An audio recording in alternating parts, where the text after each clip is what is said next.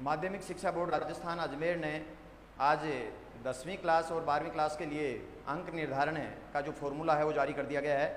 मैं रामनिवास ढाका स्वामी केशवानंद शिक्षण संस्थान बढ़ाडर सीकर से जो इस जो समिति थी इसका मेंबर भी था। मैं आपको इसको संक्षिप्त में इस बात को समझा देता हूँ।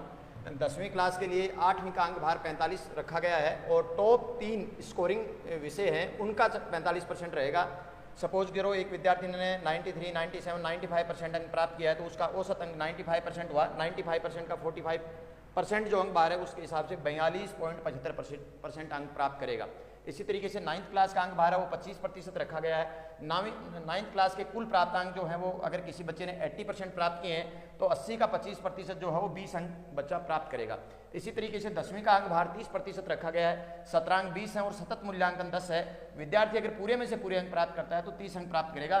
तो इस तरीके से कुल प्राप्तांक जो है वो 42.75 प्लस 20 प्लस 30 बराबर 92.75% अंक प्राप्त करेगा। तो ये मैंने आपको 10वीं क्लास के लिए बताया। इसी तरीके से हम 12वीं क्लास के लिए देखते हैं।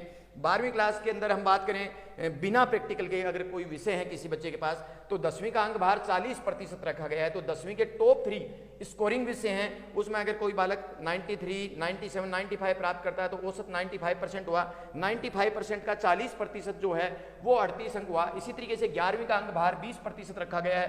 11वीं के कुल प्राप्तांक किसी बच्चे के पास अगर 80% है तो उसका 20% जो है वो 16 अंक हुआ। 12वीं का जो अंक भार है वो 40% रखा गया है। सत्रांक 20 है और सतत मूल्यांकन 20 है। विद्यार्थी पूरे में से पूरे अंक प्राप्त करता है तो 40% अंक प्राप्त करेगा।